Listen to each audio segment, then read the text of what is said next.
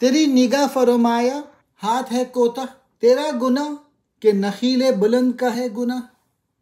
گلا تو گھونٹ دیا اہل مدرسے نے تیرا، کہاں سے آئے صدا لا الہ الا اللہ۔ خودی میں گم ہے خدائی تلاش کر غافل، یہی ہے تیرے لیے اب صلاح کار کی راہ۔ اقبال کہہ رہے ہیں تیری نظر گھٹیا ہے، تو دور تک نہیں دیکھ سکتا، جبکہ تیرا ہاتھ بلندی تک نہیں پہنچ سکتا۔ اس صورتحال میں خطا تیری ہے یا کھجور کے بلند درخت کی، جس سے پھل توڑنا مقصود ہے۔ اس استعارے سے مراد یہ ہے کہ بلند مقاصد کے حصول کے لیے بلند ارادوں اور بلند ہمتوں کی ضرورت ہے، اور جو تیرے پاس ہے نہیں۔ دوسرے شعر میں مدرسے والوں نے، یونیورسٹی والوں نے، کالجوں نے تیرا گلا گھونٹ کر رکھ دیا ہے، پھر لا الہ الا اللہ یعنی توحید کی صدا کہاں سے آئے؟ مطلب یہ ہے کہ موجودہ زمانے کا نظام تعلیم ایسا ہے جس سے ملت کے بچے اسلامی مقاصد کے لیے صحیح تربیت نہیں پا سکتے۔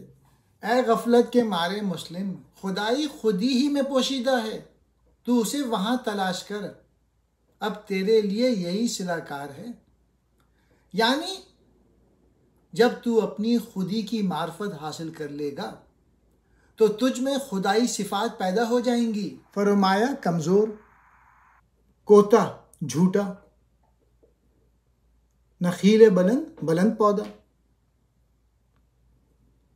حدیث دل کسی درویش بے گلیم سے پوچھ، خدا کرے تجھے تیرے مقام سے آگاہ۔ برہنہ سر ہے تو عزم بلند پیدا کر، یہی فقط سر شاہی کے واسطے ہے کلہ۔ حدیث دل یعنی رموز عاشقی، یہ کسی کتاب سے حاصل نہیں ہو سکتی، اس کو کسی درویش سے پوچھنا چاہیے۔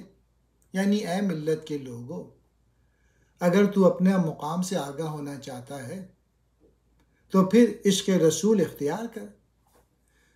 درویش پہ گلیم سے اشارہ بظاہر اقبال کا اپنی طرف ہے، حقیقت شناس درویش تھے وہ، اگرچہ انہوں نے عام درویشوں کی طرح گڈری کبھی نہ پہنا، لیکن انہوں نے ملت کے لوگوں کو دل کی باتوں سے آگاہ کیا اور صحیح مقام انہیں بتایا۔ اگر تیرا سر ننگا ہے تو خود میں بلند ارادہ پیدا کر، بلند ہمت پیدا کر، اس لیے کہ یہاں صرف شاہی کے سر کے لیے تاج ہے۔ مطلب یہ کہ اگر تو صاحب عظمت و بلندی بننے کی خواہش رکھتا ہے تو اس کے لیے بلند ہمتی پیدا کر، اس لیے کہ اس کے بغیر یہ خواہش پوری نہیں ہو سکتی۔ شاہی چونکہ بلند پروازی کرتا ہے اس لیے اس کا حوالہ دیا ہے۔ درویش بے گلیم بغیر گدڑی کے درویش۔ برہنہ کہتے ہیں برہنہ سر ننگا سر۔